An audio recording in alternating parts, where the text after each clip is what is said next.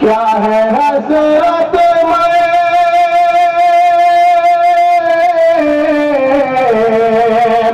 کیا ہے حسرت میں بتاؤں گا مدینہ جا کر، حال دل اپنا سناؤں گا مدینہ جا کر، حال دل اپنا سناؤں گا مدینہ جا کر۔ در سرکار پہ ایک بار پہنچ جانے دو، در سرکار پہ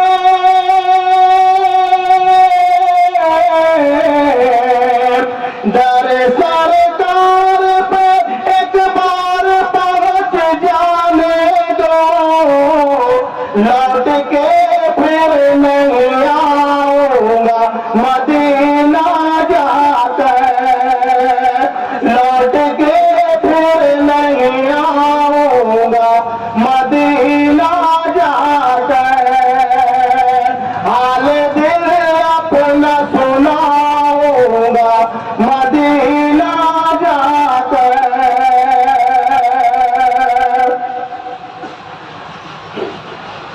حال دل اپنا سناؤں گا مدینہ جا کر، چین جاپان نہ لندن کی ہے خواہش مجھ کو، چین جاپان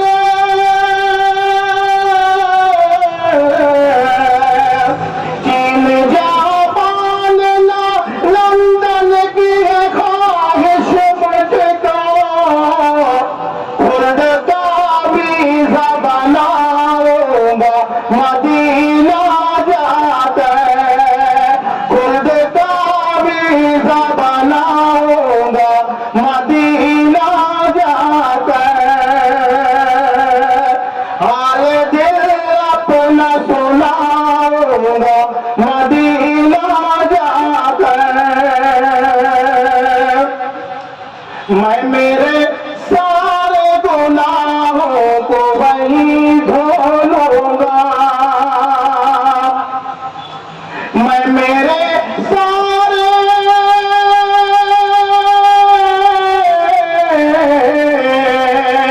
میں میرے سارے گناہوں کو وہیں دھو لوں گا، آب زمزم میں نہاؤں گا مدینہ جا کر، آب زمزم میں نہاؤں گا مدینہ جا کر، حال دل اپنا سناؤں گا مدینہ جا کر، انشاءاللہ میرے پیار نبی کی نعتیں، انشاءاللہ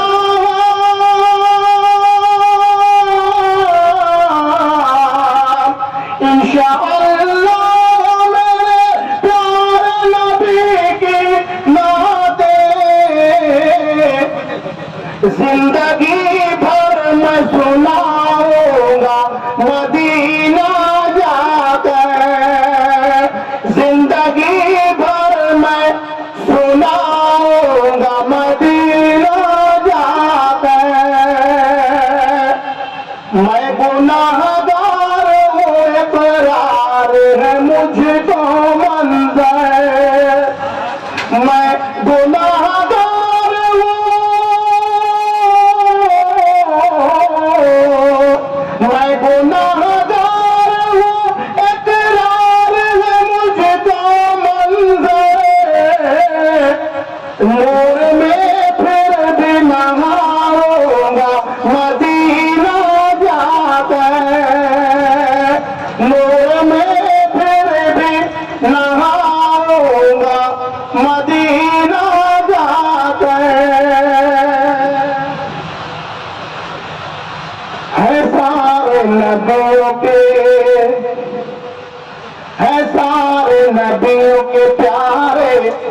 نبی مدینے میں ہے سارے نبیوں کے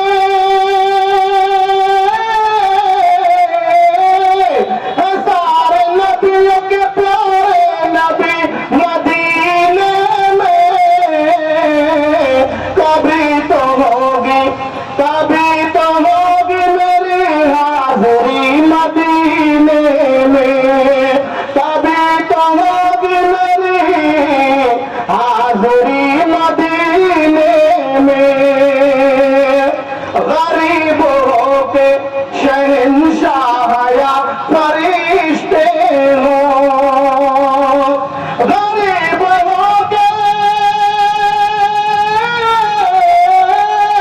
غریب ہو کے شہنشاہ یا فرشتے ہوں ملیں گے سر کو جھکائے سبھی مدینے میں ملیں گے سر کو جھکائے سبھی مدینے میں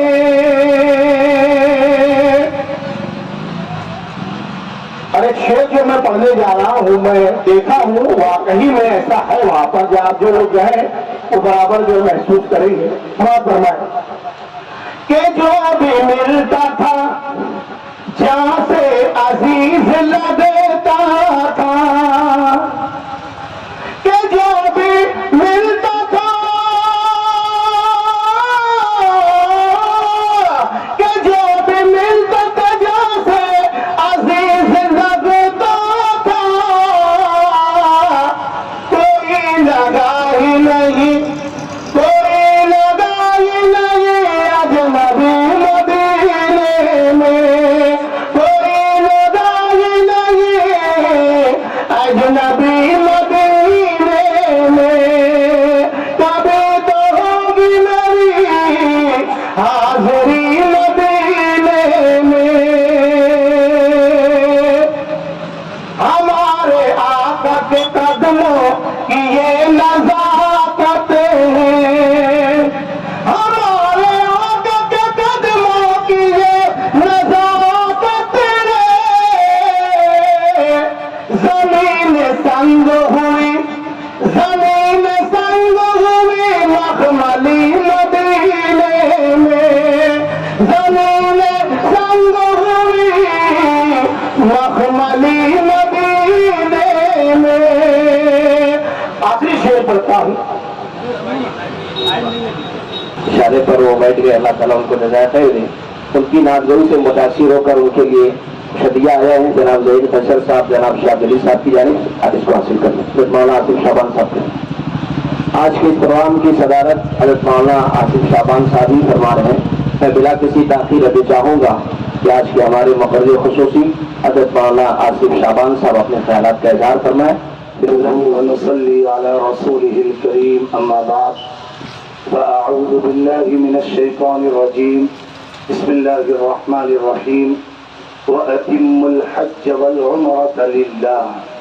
صدق الله مولانا العظيم آج کی اس بزم پربہار میں تشریف فرما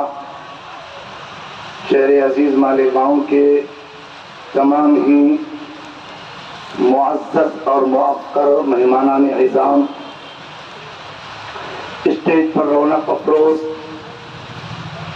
ماسٹر حج عمرہ ٹورز اینڈ ٹریولز کے روح رواں ماسٹر شہاب جلیل صاحب ظہیر قیصر صاحب اور دیگر تمام ہی معززین اعظام ایمان لانے کے بعد اللہ تبارک و تعالیٰ کی طرف سے چند فرائض لاگو ہوتے ہیں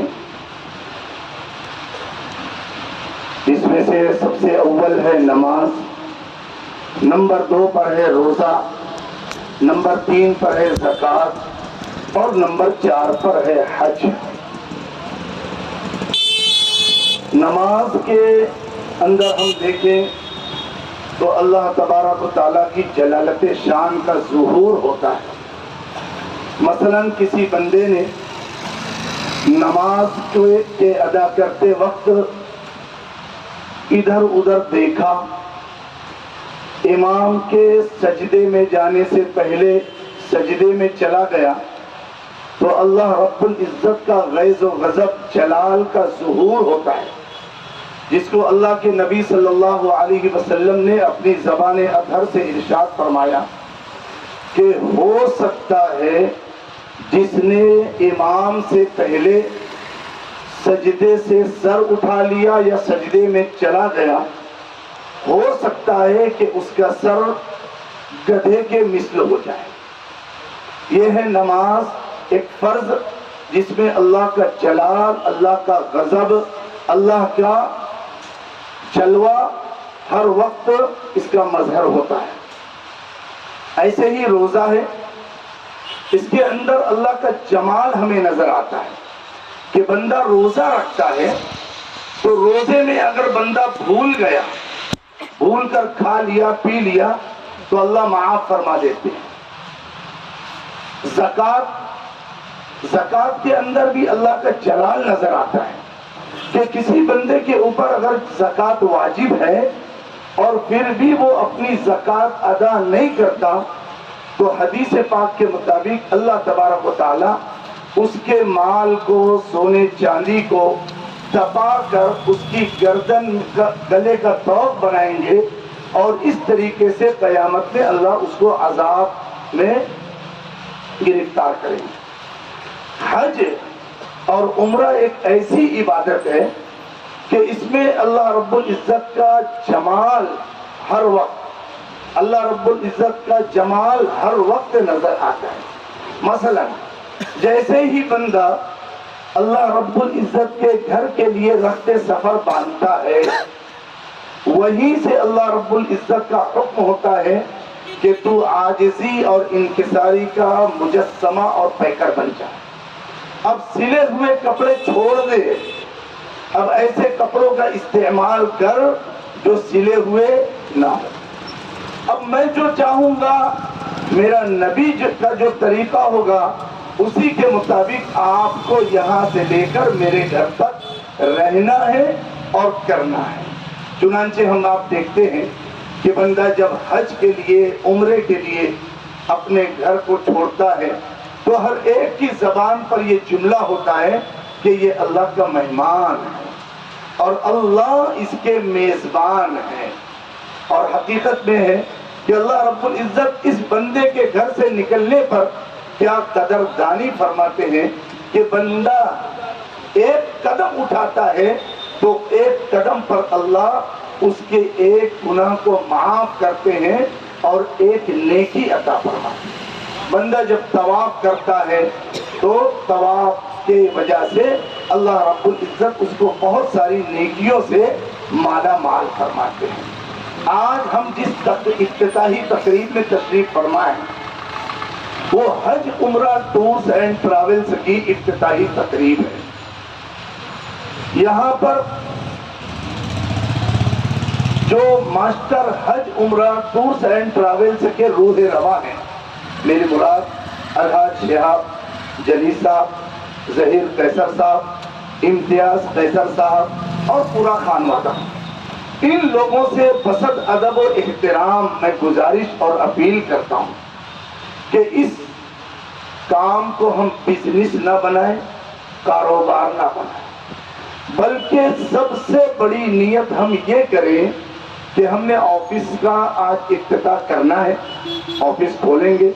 لوگ حج اور عمرہ کے جانے کے لیے ہمارے پاس آئیں گے، ہم اللہ کے مہمانوں کی خدمت سمجھ کر اگر یہ کام کریں گے تو گویا کہ ہم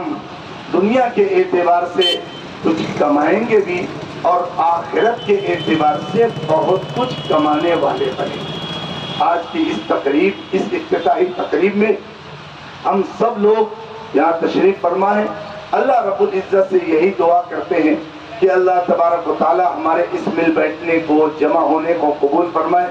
جس نیک نیتی جذبہ صادق کے ساتھ آج کی اس اور آفس کا افتتاح ہونا طے پایا ہے. اللہ اس کی افتتاحی تقریب میں آنے والوں کو شرف قبولیت بخشے، اور ان لوگوں نے جس عزم اور ارادے کے ساتھ اس کام کی بنیاد رکھی ہے، اللہ اس کام کو پائے تکمیل تک پہنچائے. زیادہ سے زیادہ لوگ ان کی آفس سے رجوع ہوں اور زیادہ سے زیادہ یہاں سے فیضیاب ہوں. حج بیت اللہ بولو یا عمرہ کی سعادت سے مالا مال بولو. اس طریقے سے اللہ رب العزت ان کے کاروبار میں دن دگنی رات چوگنی ترقیات بھی نصیب فرمائے، اور ہر طرح کی خدمت کے جذبے سے اس خانوادے کو بہرہ فرمائے اور لوگوں کو زیادہ سے زیادہ فیضیاب اور سیراب فرمائے. آخر میں دعا کرتے ہیں کہ اللہ رب العزت اس افتتاحی تقریب کے ذریعے سے زیادہ سے زیادہ لوگوں کو یہاں پر رجوع ہونے کی توفیق نصیب فرمائے. وآخر دعوانا الحمدللہ. محترم حضرات، جیسا کہ آپ حضرات کو سوشل میڈیا اور دیگر اعلانات کے ذریعے سے ہم نے یہ بات بتائی ہے کہ آج ماسٹر حج عمرہ ٹورز اینڈ ٹریولز، اس کی یہ نئی برانچ جو حوا ٹاور کے نیچے ہے ہمارے سامنے، اس کا افتتاح ہے. اس موقع پر ہم نے صرف اس آفس سے کچھ سہولتی اسکیمیں جاری کی ہیں. میں اس کا اعلان کرتا ہوں، اس کو سماعت فرمائے بغور، اور واضح رہے کہ یہ اسکیم صرف اسی آفس سے دی جائے گی. پہلا اعلان یہ ہے کہ حج کے فوراً بعد 20 دن کا جو پیکیج ہے، یہ اس کی قیمت ہم نے رکھی ہے 65,000 روپیہ، اور 15 دن کا ہے 60,000 روپیہ صرف اس آفس سے. اور وہ بھی 5 دن اس کا آفر ہے بکنگ کرنے کے لیے. یعنی آج 22، 23، 24، 25، 26 جنوری سے پہلے تک ہے نا، 26 جنوری سے پہلے تک اگر آپ بکنگ کروائیں گے تو اس سویدھا اور سہولت سے آپ فیضیاب ہو سکتے ہیں. اسی طریقے سے رمضان المبارک، مکمل رمضان المبارک کے لیے بھی پیکیج بنایا گیا ہے کہ 1,25,000 روپیہ اس کا جو اماؤنٹ ہے وہ طے کیا گیا ہے. وہ بھی اسی آفس سے ان 5 دنوں کے اندر 1 ٹائم پیمنٹ آپ دیں گے تو انشاءاللہ اس سہولت سے آپ بھی فیضیاب اور بہراور ہو سکتے ہیں. اور یہ جو اسکیم آپ کو دی جا رہی ہے تو انشاءاللہ اس اسکیم کے اندر ساری سہولتیں ہوگی. اور اسی طریقے سے مکہ مدینہ کی جتنی زیارات ہے وہ 2 بیگیج ہے وہ، اسی طریقے سے جو ہے طائف اور بدر کی بھی زیارت اس کے اندر شامل ہے. یہ ساری سہولیات آج دی جا رہی ہے. میں اللہ تعالیٰ سے دعا کرتا ہوں کہ اللہ تعالیٰ ان کو بہت بہت جزائے خیر عطا فرمائے. اور مکہ کے اندر جو ہوٹل رہے گی وہ بھی انشاءاللہ 500 سے 600 میٹر تک، مدینہ کے اندر جو ہوٹل رہے گی وہ بھی انشاءاللہ 300 سے 400 میٹر کے اندر کی رہیں گی. یعنی بس سروس نہیں ہے بلکہ یہ پیدل ہی سروس ہے. اور جیسے جو عام حاجیوں کو ہم لوگ دیتے ہیں تو وہ بھی اس سہولت سے فائدہ اٹھانے والوں کو بھی نئی برانچ کے جاری ہونے کی وجہ سے اسی آفس سے دی جا رہی ہے. دیگر آفسز میں یہ سہولتیں نہیں ہوں گی. اب میں قبل اس کے کہ آفس کا افتتاح ہو اور تو میں یہ چاہوں گا کہ حضرت مولانا عاطف شعبان صاحب دعا فرمائیں، اور پھر اس کے بعد ہمارے جو منتظمین ہیں ان کی جانب سے کچھ ریفریشمنٹ کا بھی نظر ہے. تمام احباب